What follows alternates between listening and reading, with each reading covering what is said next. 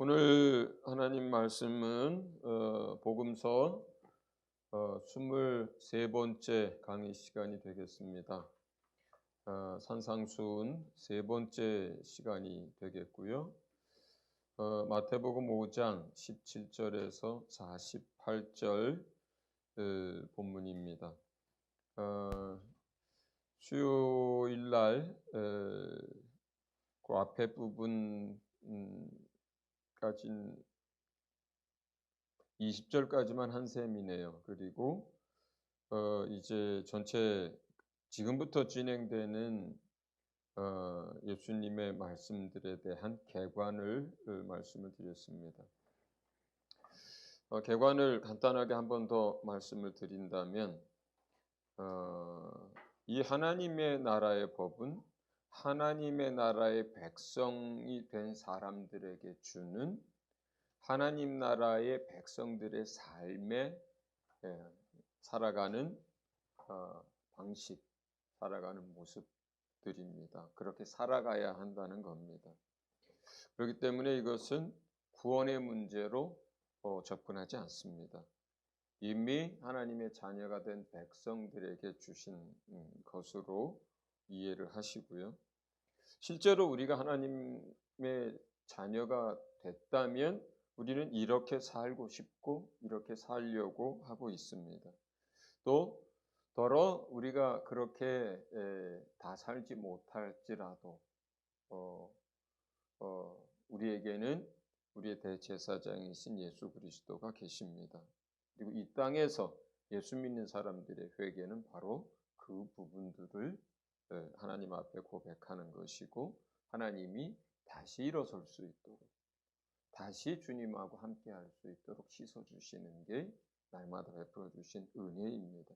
그래서 성도는 이 땅에서 살고 있고 하나님 나라의 백성인데 이 육체 가운데 있기 때문에 이 땅에 살고 있기 때문에 오직 예수 붙들고 그 은혜 아래서 사는 사람들입니다.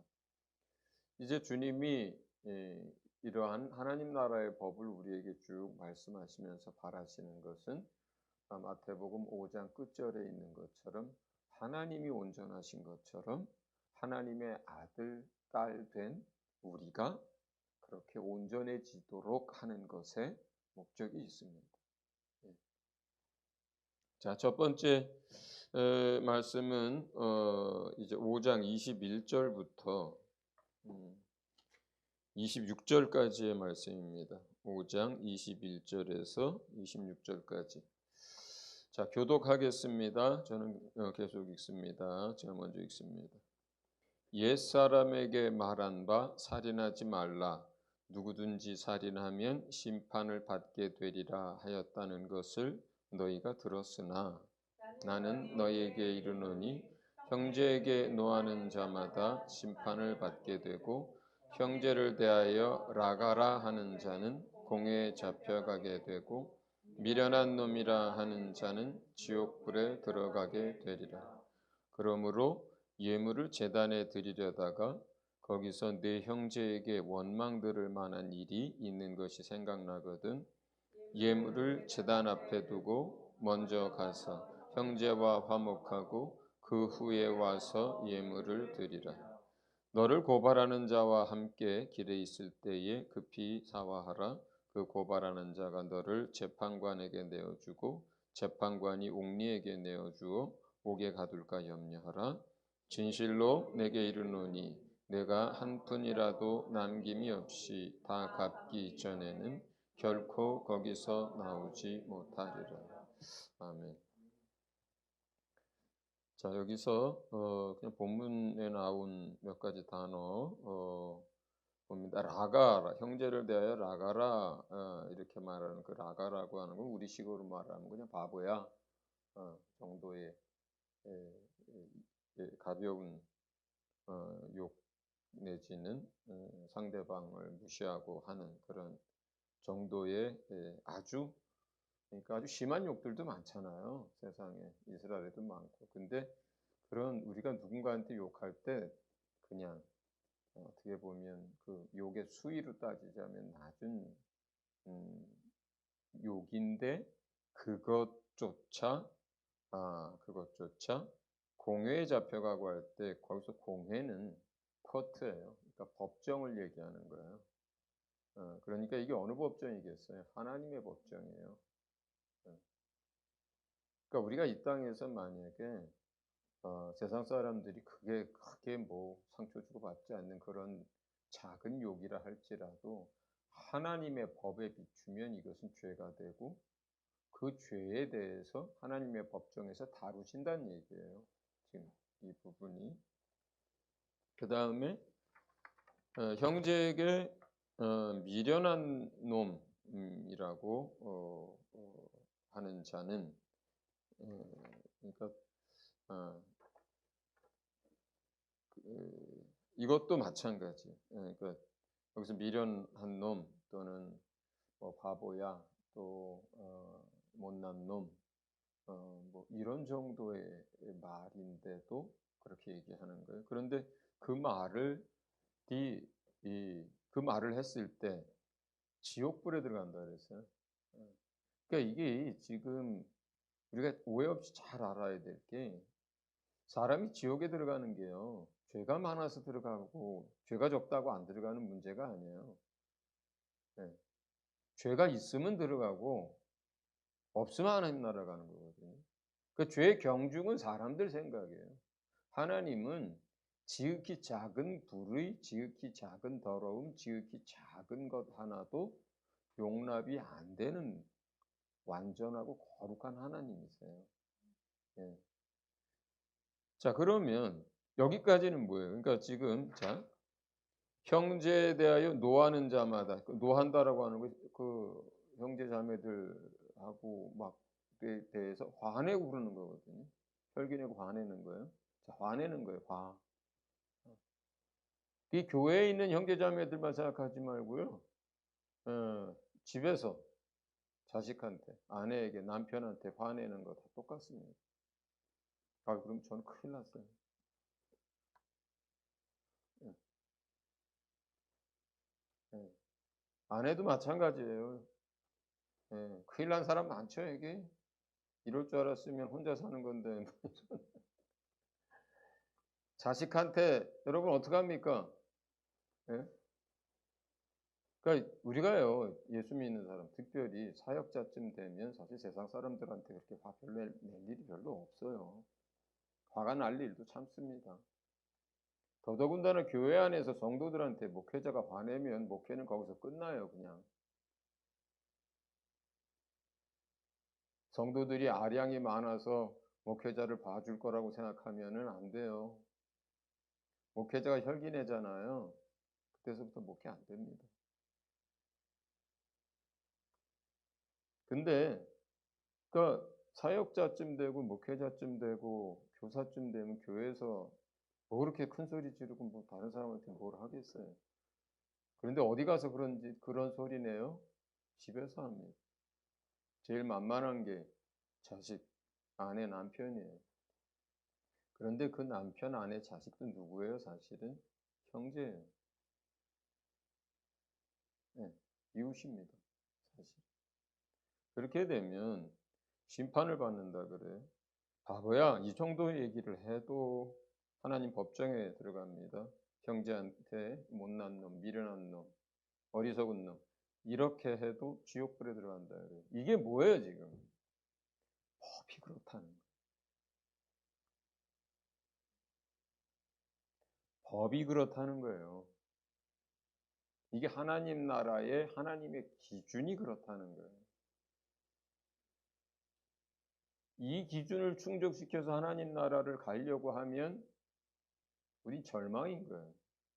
아무도 못 들어가요. 율법 가지고도 못 들어가는데 이런 법을 가지고 어떻게 하나님 나라를 들어가요, 우리가? 그렇지 않습니까? 이런 법을 가지고 이러한 거룩함과 이러한 완전함을 가지고 계신 하나님이 우리를 받아주신 거예요. 예. 그 아들의 핏값을 지불하고 그 아들을 사랑하기 때문에 그 아들 안에서 아들이 품으신 그의 사람들을 함께 받아주시고 품어주시고 이제는 거기에서 더 나아가서 그 아들을 사랑하셨던 그 사랑으로 사랑하시겠다는 거예요. 사랑하고 계신 거예요. 그러니까 여기서 법이 그렇다는 거예요. 구원의 문제로 접근하면 안 된다 그랬어요. 법이 그렇다는 거예요. 그렇기 때문에 그러면 우리는 어떻게 해야 되냐? 어떻게 해야 되냐?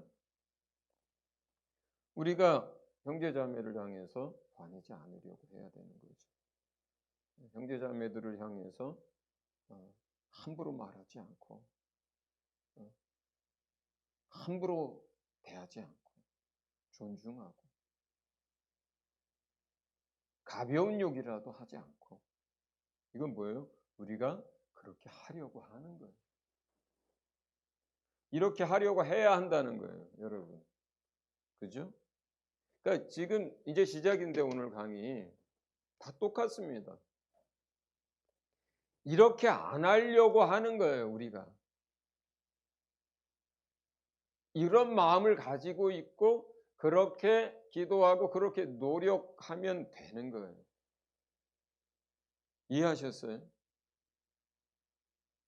하나님 법이 그렇다는 걸 내가 알고 마음에 새기고 하나님 앞에서는 하나님이 지금 나를 보고 계신데 하나님의 눈동자 앞에서 내가 바보야 이 못난 놈 또는 누구한테 화내고 그러면 이거 심판받을 일이고 지옥 가는 일이고 이거 법정에 서는 일이라는 거예요.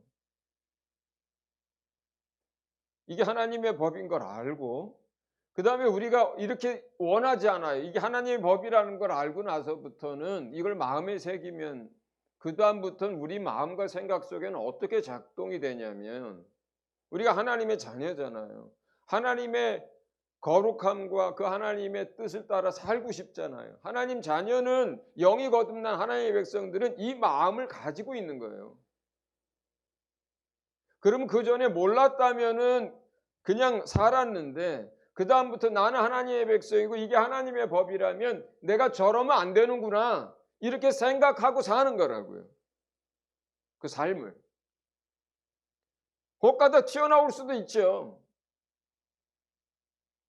혹가다 너무 갑갑해가지고 화가 날 수도 있어요. 그럼 어떻게 해요? 그렇게 살고자 하지 않았는데 그렇게 화내고 싶지 않았는데 그렇게 말을 하고 싶지 않았는데 나와버렸어요. 그러면 그거 가지고 예수님 앞에 가면 되는 거예요.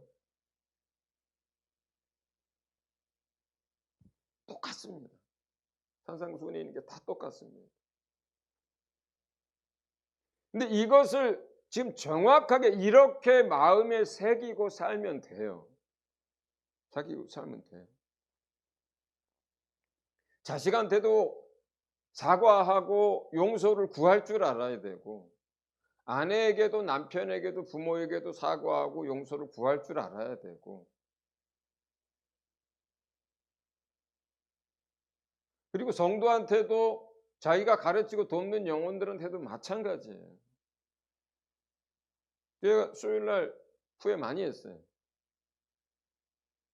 재민이는 그렇게 안 받아들였겠지만 내가 그런 소리를 할 이유가 없는데 내가 그렇게 해버렸어요. 욕을 한 건 아니지만 그렇다고 여기서 말하는 이런 식으로 한 것도 아니지만 그렇게 할 일도 아니었다고요. 후회를 많이 했어요. 네. 본인한테 미안하다 그랬어요. 그러니까 우리가 하나님의 자녀라고 하는 이 사실, 우리는 하나님 나라의 법을 따라 산다라고 하는 이 기준, 이 삶의 방식, 그렇게 사는 거예요. 그냥 우리가 이 땅에 살면서. 그런데 그러다가 못할 때가 생기는 거죠. 예, 실수할 때가 생기는 거예요. 그러면 그건 뭐예요? 회개해야 할 제목인 거예요. 고백해야 할 것인 거예요. 사과해야 할 것인 거예요. 미안하다고 해야 되는 거예요, 그거는.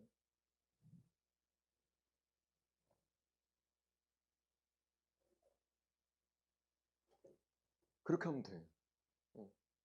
생각보다 사실 이게 뭔지 어떻게 적용하는지를 모르면 이게 굉장히 부담스러운 게 산상수훈인데, 예. 그런데 이걸 주의 은혜 아래에서 진리의 빛 가운데서 비추고 적용하면 우리가 행복해지고 주님도 기쁘고, 그리고 이 땅 가운데서 우리가 살아갈 때 날마다 주의 도움을 입으면서 그리고 은혜 아래 삽니다, 실제로. 저는 지금부터 쭉 이어지는 이러한 것들이 예수 믿는 하나님의 자녀에게 나도 지지 못하는 짐을 또 얹어주는 시간이 되는 것을 원치 않습니다. 내가 만약에 그렇게 가르쳤고 여러분이 그렇게 받았다면 잘못 가르친 거고 잘못 이해한 거예요. 짐을 더하는 시간이 아니에요, 이게 지금. 우리가 누구인지, 우리가 어떻게 살아야 하는지, 우리가 어떤 은혜 속에 사는 사람들인지를 설명하는 거예요. 이해하셨죠? 자, 그러니까 이제부터 바보야 소리도, 못난 놈 소리도, 자식에게도, 남편 아내에게도 자, 화내면 안 되는 거예요. 예, 예, 혈기 부리면 안 돼요. 예, 할 수 있죠? 할 수 있어요. 할 수 있는 일들이에요. 예, 충분히. 그 다음에 이 얘기를 해놓고 형제에게 노하지 마라, 라가라 하지 마라, 미련한 놈이라 하지 마라 해놓고 이제 말씀을 이어갑니다. 하나님께 예물을 드리려고 하는 사람. 그런데 자, 이거를 뭐 우리가 보통 어디서 예물을 드려요? 예배 때 보통 우리가 지금 하잖아요. 예배하러 나올 때 이렇게 이해하시면 제일 쉽죠. 이제 기도하려고 주님께 나아갈 때, 그러니까 기도하려고 주님 앞에 섰을 때, 예배하기 위해서 주님 앞에 나아갈 때, 그렇죠? 이렇게 이해하면 돼요. 그럴 때 어떤 형제들에게 원망 들을 만한 일이 생각이 나면 그 앞에 있는 뭐 노한 일도 될 수 있고 미련한 놈이라고 함부로 말한 것도 될 수 있고 여기 나가라 뭐 이렇게 얘기한 것도 바보야 뭐 이렇게 얘기한 것도 되겠죠. 그러나 어디 이것뿐이겠어요. 그죠? 우리가 살다 보면 여러 가지 이제 상처를 줄 수도 있고 또 마음 아프게 할 수도 있고 실수할 수도 있잖아요. 그런데 그런 일이 생각이 나면 저 형제가 날 원망하겠구나. 상처받았겠구나. 이렇게 생각이 나면 그러면 전화를 하든지 만나든지 화해를 해라. 이렇게 얘기합니다. 혹시 어떤 사람과 소송에 휘말릴 만큼의 어떤 잘잘못이 있는 일이 있다면 상대방이 잘못한 거는 상대방이 사과를 해야 되는 거지만 상대방의 잘못 상관없이 내가 잘못한 것들이 있다면 보통은 쌍방의 어쨌든 뭐 크기는 달라도 어느 쪽이 더 많이 잘못을 했는지는 달라도 고소고발까지 가고 막 그러는 이런 것들은 보통은 잘못한 부분들이 양쪽에 다 있을 가능성이 높아요. 그러면 자기가 잘못한 부분은 사과하는 거예요. 상대방이 그걸 받아주든 아니든. 그 사람이 받아주고 안 받아주고는 하나님하고 그 사람하고 계산할 문제가 돼버려요. 그냥 그 사람이 사과를 하는지 안 하는지 여부도 그 사람하고 하나님하고 계산할 일이에요. 그거는.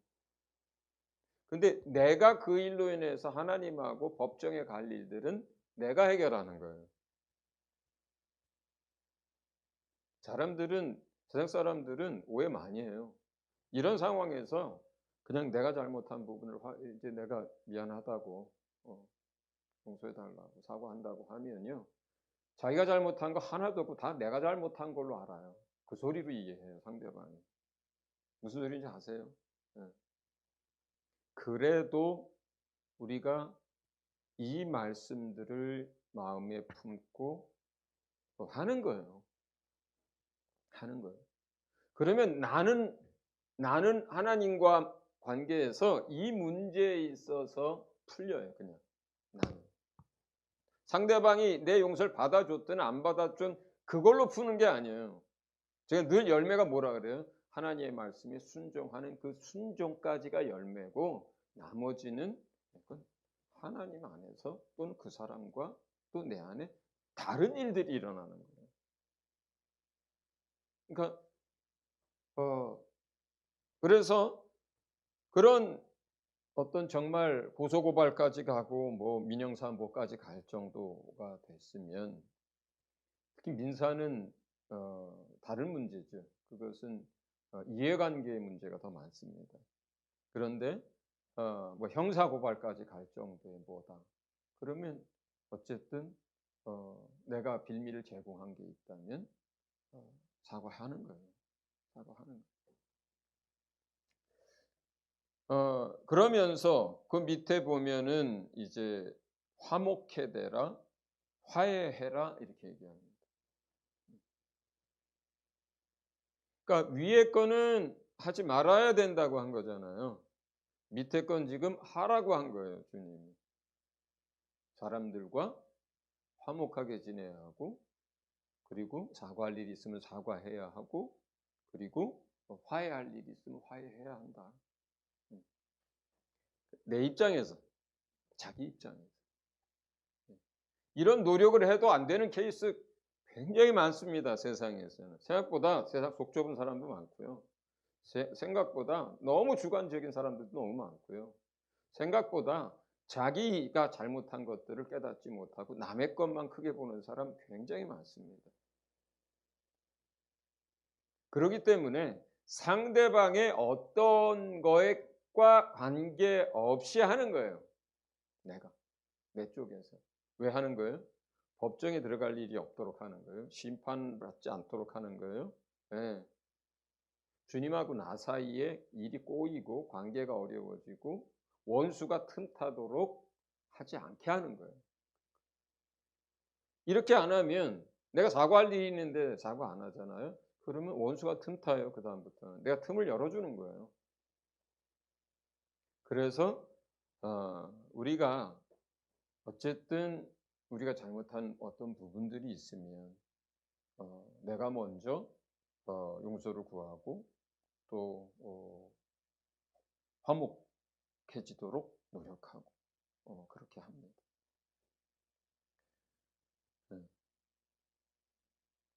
두 번째, 간음하지 말라. 5장 27절에서 32절 말씀 같이 봅니다. 27절에 32절 똑같이 교독합니다. 제가 먼저 읽습니다. 또 간음하지 말라 하였다는 것을 너희가 들었으나 나는 너희에게 이르노니 음욕을 품고 여자를 보는 자마다 마음에 이미 간음하였느니라. 만일 내 오른 눈이 너로 실족하게 하거든 떼어내버리라. 내 백체 중 하나가 없어지고 온몸이 지옥에 던져지지 않는 것이 유익하며 또한 만일 내 오른손이 너로 실족하게 하거든 찍어내버리라. 내 백체 중 하나가 없어지고 온몸이 지옥에 던져지지 않는 것이 유익하니라. 또 일렀으되 누구든지 아내를 버리려거든 이혼 증서를 줄 것이라 하였으나 나는 너희에게 이르노니 누구든지 음행한 이유 없이 아내를 버리면 이는 그로 간음하게 함이요 또 누구든지 버림받은 여자에게 장가드는 자도 간음함이니라. 자, 여기 음욕을 품고 여자를 본다.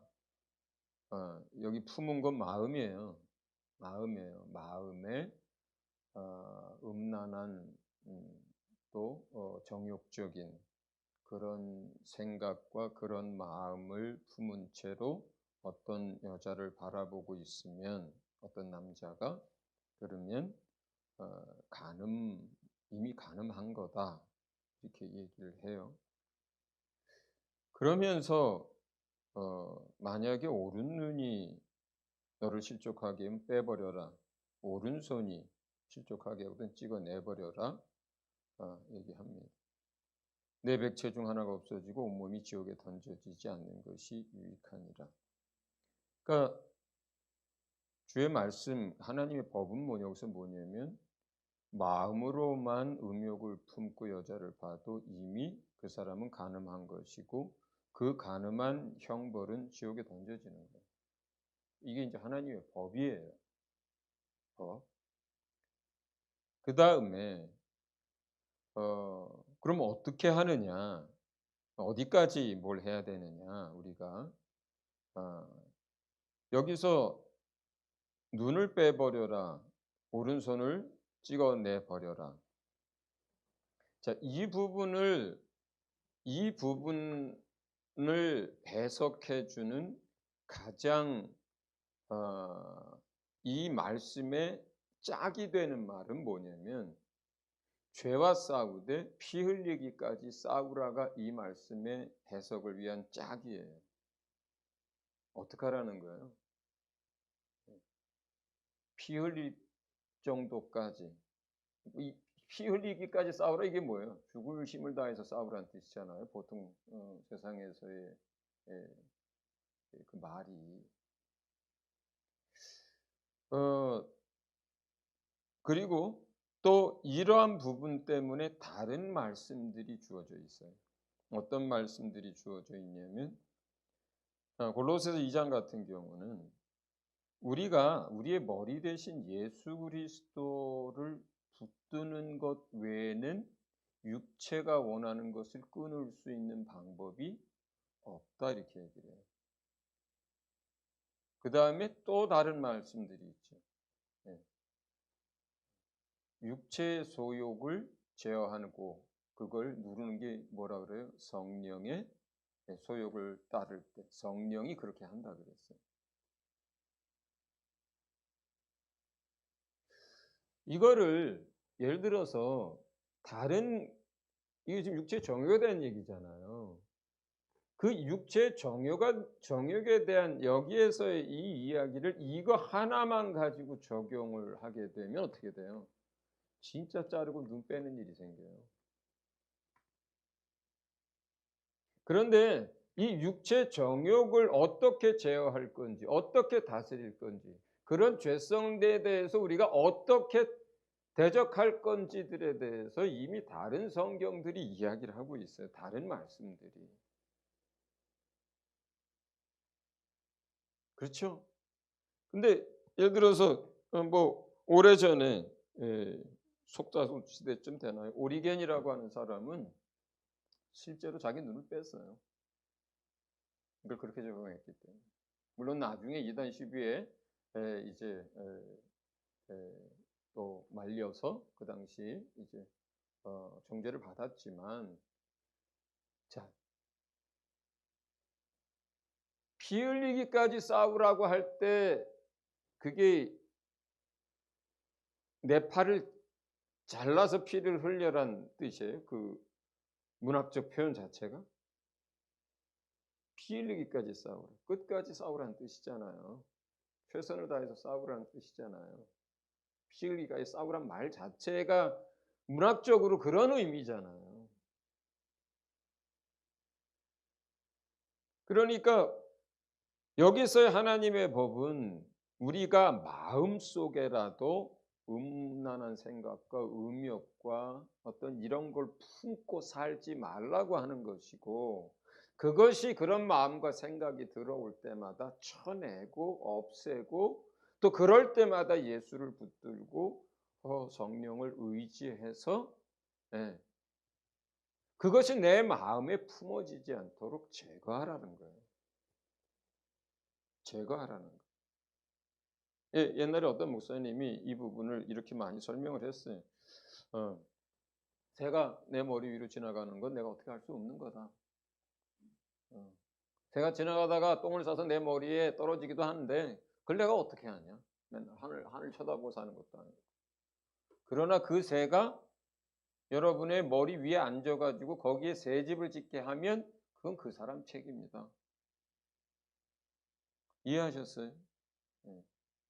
순간순간 남자들에게 이런 생각이 스쳐 들어올 때도 있습니다. 어쩌면 거기까지는 어떻게 할 수 없을지도 몰라요. 근데 그 생각을 내가 품으면 안 되는 거예요. 품으면 안 되는 거예요. 그리고 그런 생각이 자꾸 나면 주님 앞으로 가져가야 되는 거예요. 원수가 역사하고 있는 거예요, 그때는. 예수 이름으로 명령해서 쫓아내고 예수님께 기도하고 성령의 충만함을 위해서 자기가 할 수 있는 일들, 기도, 말씀, 또 찬양, 생각의 전환 이런 걸 하는 거죠. 그럼 사라집니다. 그런 생각들이나 그런 마음들 자체가. 자, 그러나 이 말씀을 알았다면 이 말씀이 그러니까 그렇게 마음속의 음욕과 그런 정욕적으로 어떤 사람들이나 뭐 대상에 대해서 막 그렇게 생각하고 그걸 바라보고 하는 그 상태가 됐을 때 그것이 지옥에 던져지는 죄라고 하는 것을 하나님의 법에는 그러니까 내가 그렇게 하지 않아야 한다라고 마음에 새기고 사는 거고 그리고 그러한 방법들을 사용하는 거예요. 자기가. 이해하셨습니까? 그런데 만약에 진짜로 그런 온갖 방법을 해도 안 된다. 안 되진 않아요. 그렇게 안 해서 그런 거예요. 그럼 반드시 돼요. 그런데 정말로 우리에게 그런 방법이 없다. 성령의 도우심도 없고 우리 안에 예수 그리스도를 붙들 수 있는 뭣도 없다. 만약에 그런 사람들은 유익의 차원이라면 차라리 눈 하나 없는 게 더 나아요. 유익의 차원을 얘기해요. 설명을 위한 거예요, 이게. 그냥. 어느 게 더 유익하냐라고 하는 앞에 법에 대한 부연 설명 같은 거예요. 그게 얼마나 필리까지 싸워야 하고 얼마나 우리 안에 그런 생각이 자리 잡지 못하도록 그런 마음을 품지 않도록 해야 하느냐고 하는 이것에 대한 강조, 부연 설명이에요. 눈을 뽑아버려라, 팔을 잘라버려라고 하는 이것 자체가. 이해하셨어요? 예. 자, 그렇기 때문에 우리가 계속 말씀드리지만 주의 은혜를 붙들고 우리의 머리 대신 예수를 의지하고 성령을 의지하면서 살아가는 이유입니다. 그러면서 그 밑에 이제 너희는 누구든지 음행한 이유 없이 아내를 버리면 이는 그로 간음하게 함이요 또 누구든지 버림받은 여자의 장가드는 자도 간음함이니라. 네. 그 당시 사람들이 가지고 있는 특히 남자들이 가지고 있는 그 마음 속의 정욕, 탐욕, 다른 사람을 사랑하지 못하는 자기의 이기심 그리고 육체 소욕에 끊임없이 나오는 그 음행들로 인해서 그 시대에 하나님의 말씀을 알면서도 그들 편한 대로 재해석해서 죄를 짓고 있었던 대표적인 이거를 예로 말씀하시는 거예요. 예로 사람들이 가지고 있는 음욕, 또 정욕, 탐욕, 이기심, 음란한 이런 것들. 그것이 그들을 마음에 품었던 그것이 사실은 동기가 돼서 그냥 이혼 정서만 써보고 여자를 버렸던 거예요, 이 사람들.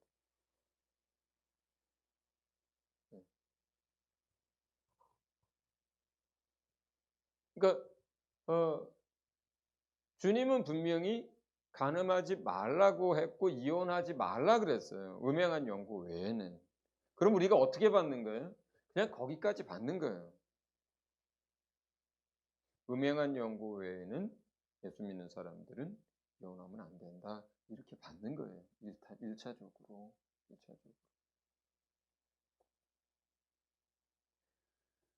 그런데 거기서 모세가 이혼 증서를 써주라고 한 이야기가 있고 사도 바울이 믿지 않는 남편과 다툼이 일어나고 믿음의 핍박이 일어나고 또 믿음의 방해가 일어나고 삶이 믿지 않는 남편의 죄로 인해서 깨어지고 하는 이런 상황이 됐을 때 그거는 괜찮다.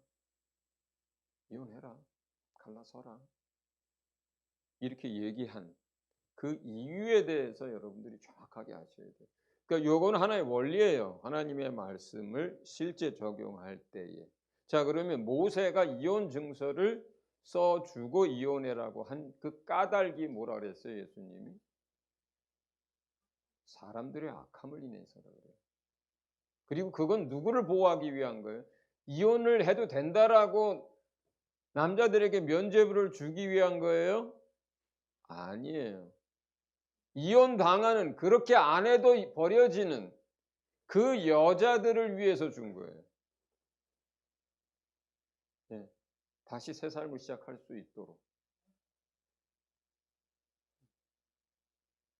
왜냐하면 그 이혼 증서를 쓰주고 안 쓰고 이게 문제가 아니에요. 버릴 사람 다 버려요, 계속해서.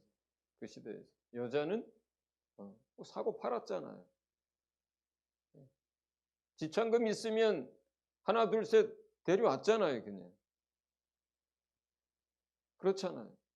권리들을 남자들이 다 가지고 있었고, 자식이 없으면 과부가 된 여자는 권리들도 대부분 상실이 되어버렸어요. 그런 시대였기 때문에 뭐 일부 일처제 뭐 오늘날처럼 막 그런 것도 아니고, 그러니까 그런 상황에서 누구를 보호하기 위해서 그렇게 버려지고 이혼당하고 그냥 버려진, 실제로 버려졌다 해도 그 남자 아내인 거예요. 새로운 출발을 할 수가 없어. 다른 사람은 결혼도 못해. 이혼하지 말라고 주의 말씀이 돼 있지만 그걸 사람들이 안 지켜.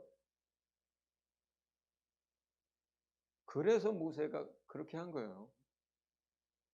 그들의 악함을 인하여 또 약자를 보호하고 지켜주기 위해서 준 거예요. 모든 율법이 누구를 위해서 준 거예요? 사람을 위해서 준 거예요. 같은 논리예요. 모세가 그렇게 한 게. 그래서 하나님이 그걸 문제 안 삼는 거예요.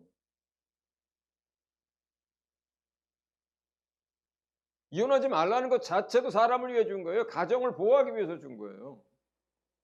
그런데 가정을 깨요. 그냥 사람들이. 뭐 때문에? 그들 안에 있는 정욕과 탐심과 음란한 것들 때문에.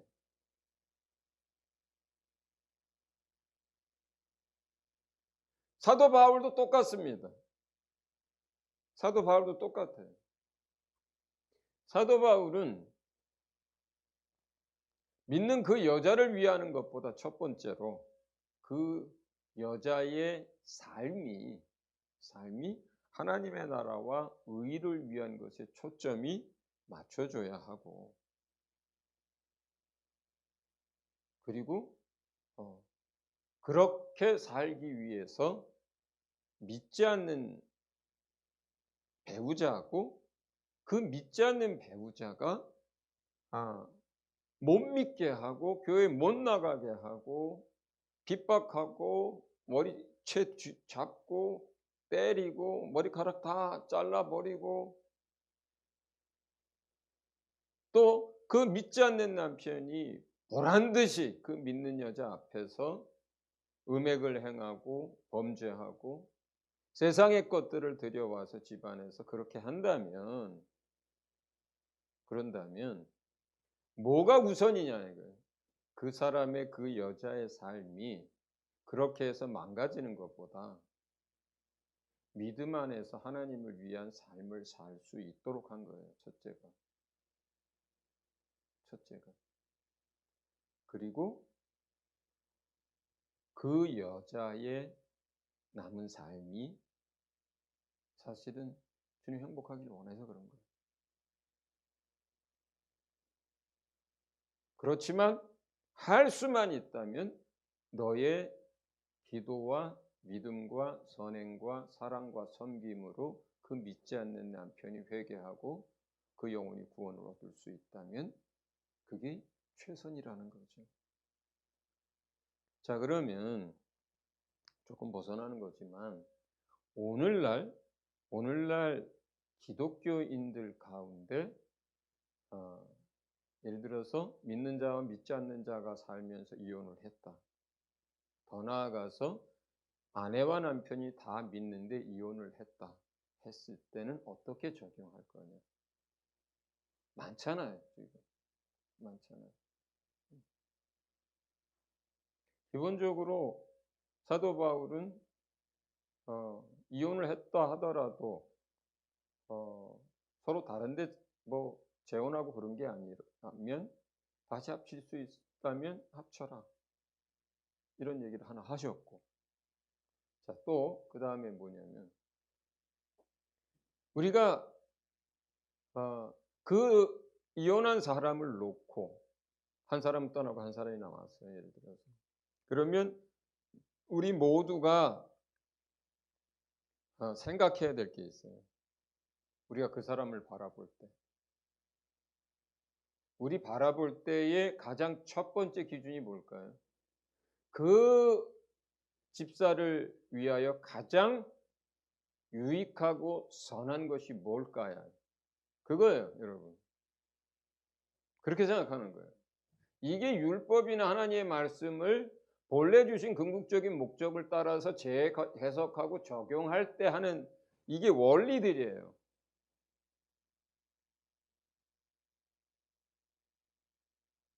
이혼을 하고 싶어서 하는 사람 없죠. 어떤 사람은 이렇게까지 생각 안 하기 때문에 쉽게 이혼할 수도 있어요. 어떤 사람은. 그러나 어떤 사람이 믿음이 있고 이것이 주의 뜻이라는 걸 알면 이혼하지 않고 어떻게 하든지 살아보려고 했었을 거예요. 믿지 않는 아내를 위해서, 믿는 남편을 위해서 많이 울고 기도도 하고 금식도 했을 거예요. 달래도 보고, 예. 참기도 하고. 제 생각에 오죽하면 이혼을 하겠어요. 그렇죠? 자, 그런데 그 사람들은 그 사람들의 사정과 그 동기와 그 모든 것은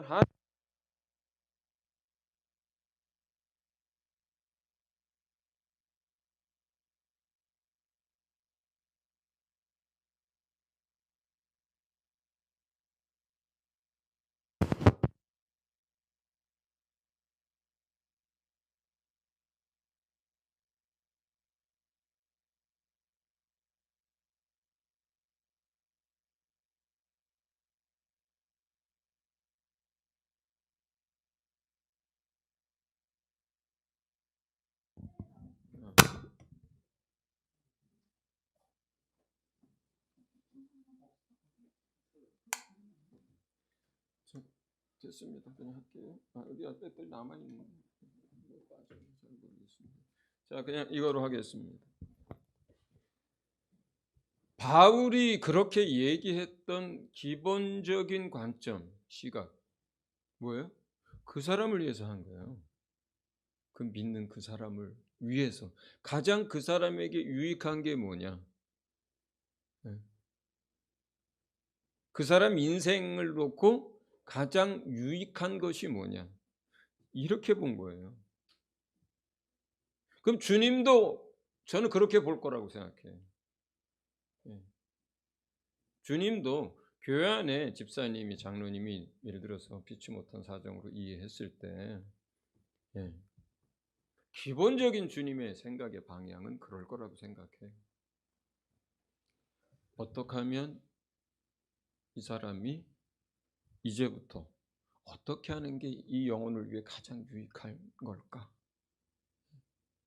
어떻게 도와줘야 이 사람에게 가장 유익이 될까?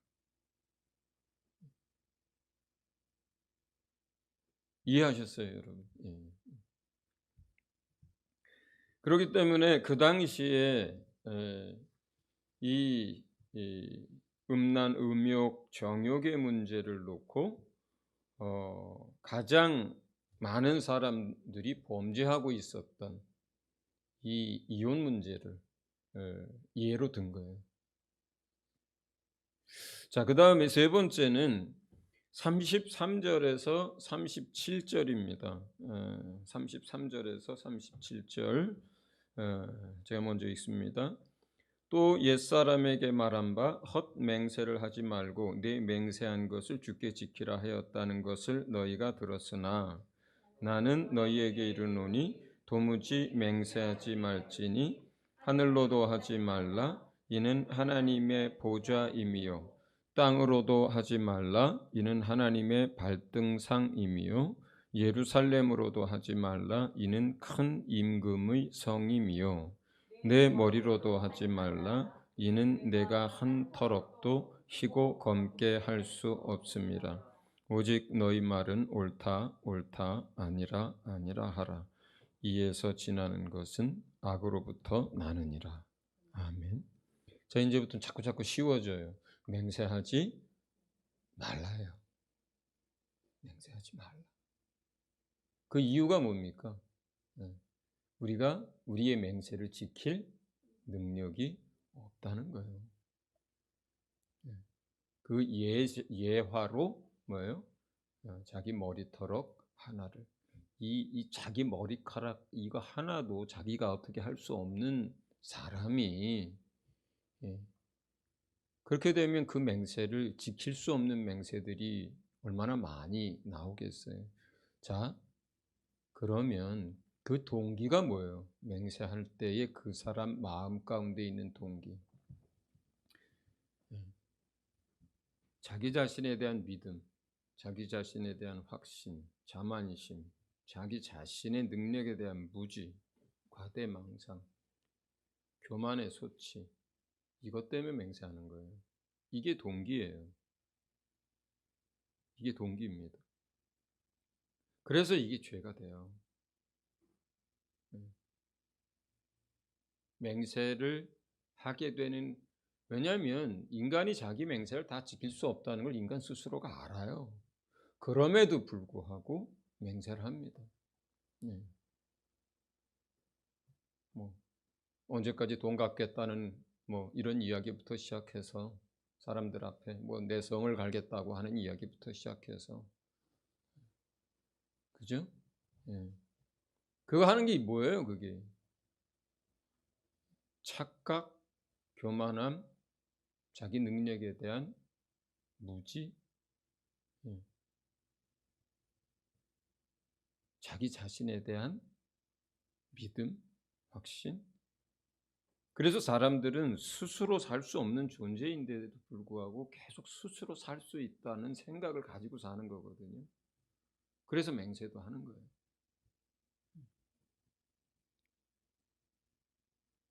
우리는 머리카락 하나도 어떻게 할 수 없을 뿐만 아니라 외부로부터의 공급이 없으면 단 몇 분도 스스로 못 사는 존재입니다. 코 막고 입 막아가지고 숨 쉬지 못하게 하면 1, 2분만 지나도 사람 죽습니다. 3분만 지나면 뇌사 상태입니다. 그게 사람이에요. 그게 사람이에요. 우리가 호흡하고 사는 건 하나님으로 말미암아 공급되어지는 걸로 사는 거거든요. 그게 사람이에요. 내 스스로는 단 몇 분도 내 육체의 생명을 유지할 수 없다는 것.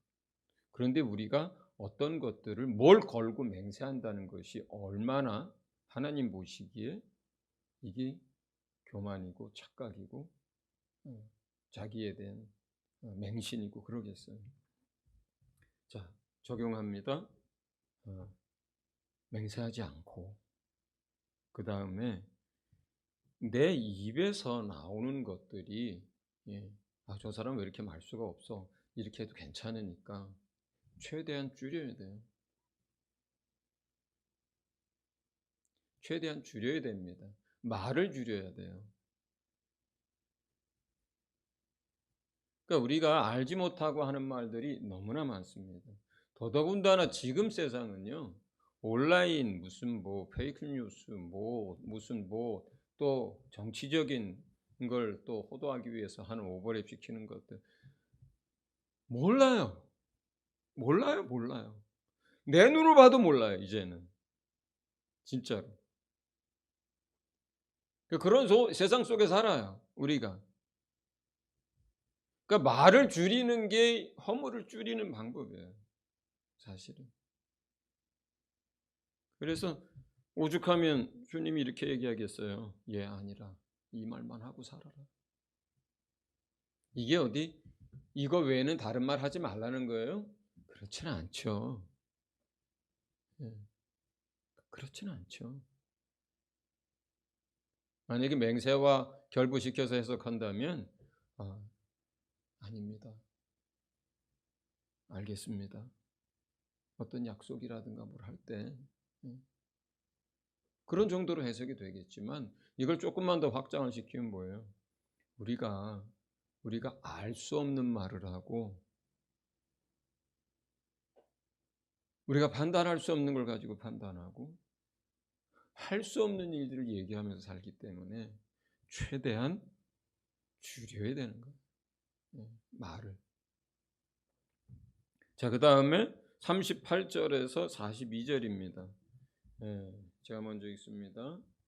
또 눈은 눈으로 이는 이로 갚으라 하였다는 것을 너희가 들었으나 너희에게 이르노니 악한 자를 대적하지 말라. 누구든지 내 오른편 뺨을 치거든 왼편도 돌려대며 또 너를 고발하여 속옷을 가지고자 하는 자에게 겉옷까지 가지게 하며 또 누구든지 너로 억지로 오리를 가게 하거든 그 사람과 심리를 동행하고 내게 구하는 자에게 주며 내게 꾸고자 하는 자에게 거절하지 말라. 아멘. 벌써 시간이 지금 7, 8분 안에는 맞춰야 되는데 제목이 2개가 남았네요. 자, 여기서 사람들이 착각하는 것 중에 하나가 뭐냐면 눈에는 눈으로 이는 이로 이게 율법과 선지자의 강령으로 이해하면 잘못 이해하는 거예요. 율법과 선지자의 강령은 마음과 뜻과 힘과 목숨을 다해서 하나님을 사랑하고 내 몸을 사랑하는 것 같이 내 이웃을 사랑하라고 하는 것이 율법이 품고 있는 기본적인 정신이고 내용입니다. 여기서 눈에는 눈으로 이에는 이것이 말하는 바는 뭐냐면 잘못했을 때 그 잘못한 일에 대한 대가 지불에 대해서 이렇게 얘기한 거예요. 율법의 기본적인 원리가. 그리고 왜 이렇게까지 대가를 지불을 하게 하나? 그건 뭐예요? 죄 짓지 말라고 하는 경계예요. 그러니까 이해하셨어요? 예. 그러니까 눈에는 눈으로 눈을 망가뜨렸으면 상대방 자식 눈 망가뜨려라. 이를 부러뜨렸으면 상대방 자식 이 부러뜨려라. 이게 율법의 정신이 아니라고요. 이게. 그런 일이 일어났을 때 형벌 조항이에요. 형벌 조항에 어떤 배상의 원리를 적은 거예요. 이게. 그리고 왜 이렇게까지 해야 하느냐. 율법 시대에. 죄 짓지 말도록 하는 경계예요. 이게. 뭐랑 똑같으냐면요. 성경 안에는 살인을 하게 되면 죽임을 당하잖아요. 고의로 살인을 한 것들. 그렇잖아요. 예. 근데 요즘 법에는 사형제도가 없어지고 있잖아요. 그렇잖아요. 그럼 어떻게 될까요? 벌이 가벼워질수록 사람들은 죄를 더 가볍게 생각하고 죄를 더 많이 짓습니다. 구약에서 얘기하는 바는 율법 아래에서 얘기하는 그 강력한 율법들은 뭐예요? 그것이 강력하게 적용이 되어야 그 땅에서 죄악이 관영하지 않도록 할 수 있기 때문에 그렇게 하신 거예요. 그 사람들, 그 사회를 살리려고 하나님. 그렇기 때문에 그것은 기준이 아니고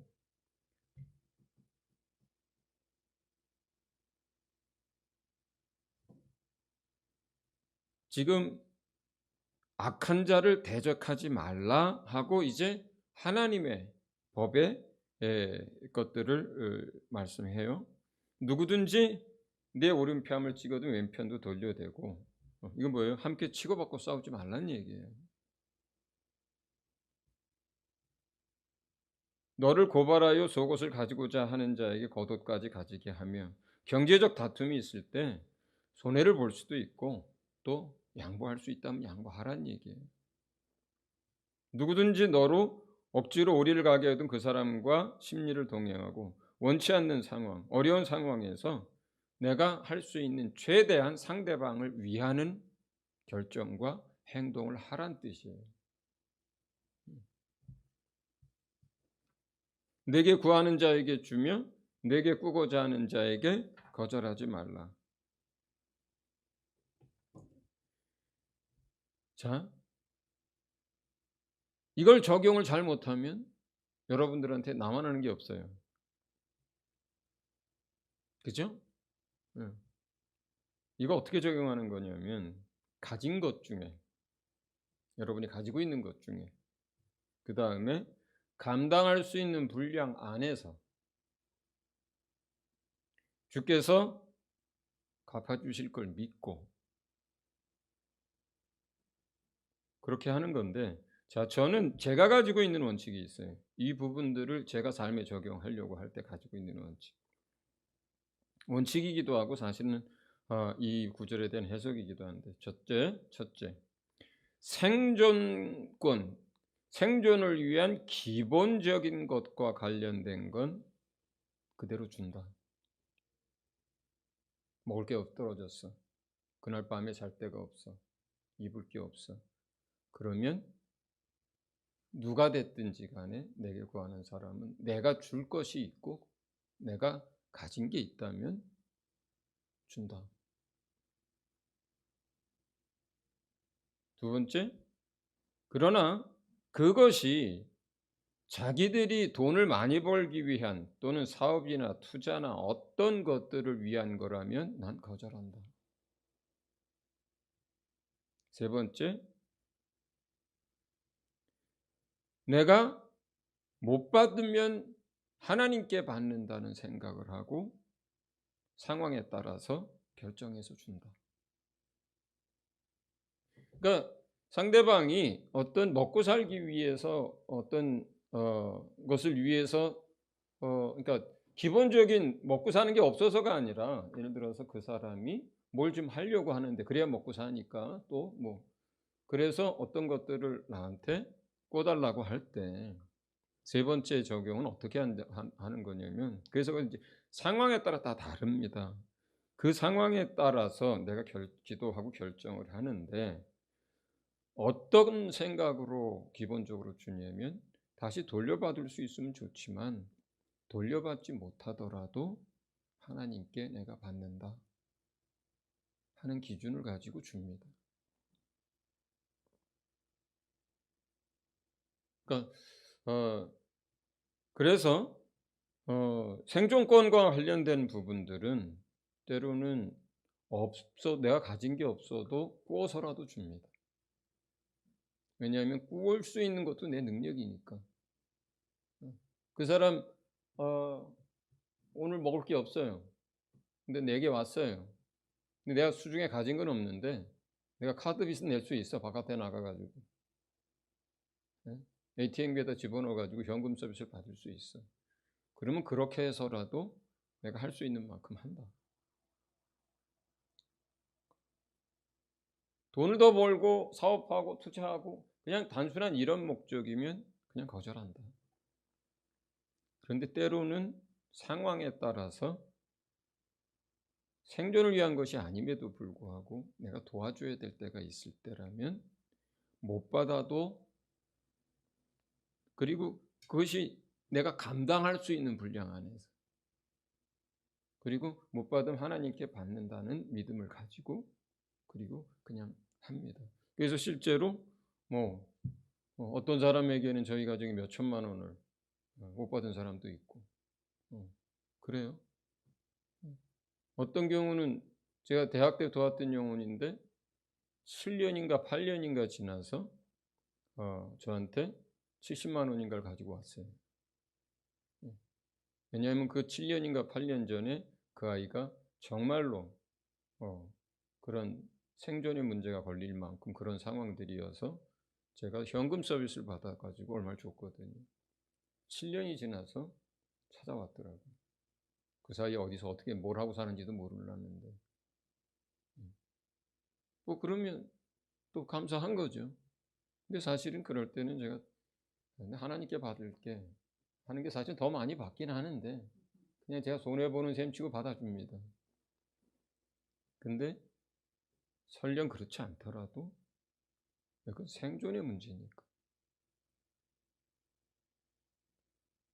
그러니까 이런 말씀들을 적용할 때 여러분 나름대로 성경적인 정신 안에서 기준을 가져야 돼요. 그게 참 중요합니다. 그 다음에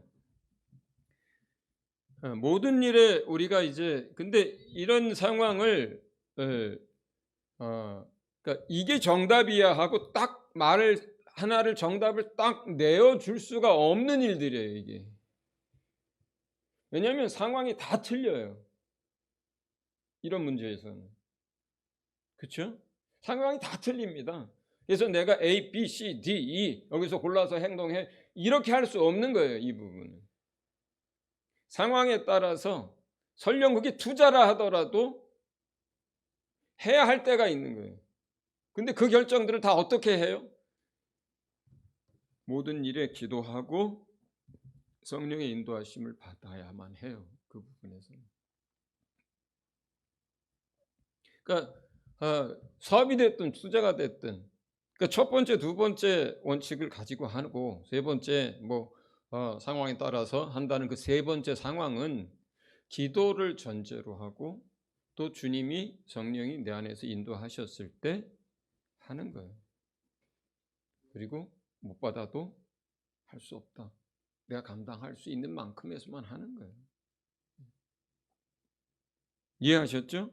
그래서 여러분 이것들을 세세히 여러분 안에서 적용해 나갈 때 모든 일에 기도하고 또 성령의 인도하심을 받아서 결정을 해야 되고 사실은 성령의 사람들은 매사가 다 이래요. 사실은 이렇게 적용하는 거예요. 그 대신에 우리가 세상에서 살아갈 때 뭐가 필요하다 그래요? 주님이 지혜가 필요하다 그랬어요. 적용할 수 있는 지혜가 필요해요. 그리고 우리가 어떤 것들을 적용할 때 세칙이 없을 때 뭘 가지고 적용하는 거예요? 예를 들어 헌법을 가지고 적용한다. 헌법은 정신 같은 거예요. 원리 같은 거예요. 방향 같은 거예요. 하나님을 우리가 알면 알수록 하나님에 대해서 이해하잖아요. 그걸 가지고 하나님의 마음과 정신을 가지고 세칙을 만드는 거예요. 자기가. 기준을 만드는 거예요. 또 지혜롭게 그 부분들을 만들어 가는 거예요. 그래야 모든 우리 인생의 다양한 상황 속에서 그런 것들을 맞춰 나갑니다. 원수를 사랑하라. 시간이 없어서 바로 들어갑니다. 너희 원수를 사랑하면 너희를 박해하는 자를 위하여 기도하라. 이같이 한즉 하늘에 계신 아버지의 아들이 되리니 이는 하나님이 그 해를 악인과 선인에게 비추시며 비를 의로운 자와 불의한 자에게 내려주심이라. 너희가 너희를 사랑하는 자를 사랑하면 무슨 상이 있으리요? 세리도 이같이 아니하느냐? 너희가 너희 형제에게만 무난하면 남보다 더하는 것이 무엇이냐? 이방인도 이같이 아니하느냐?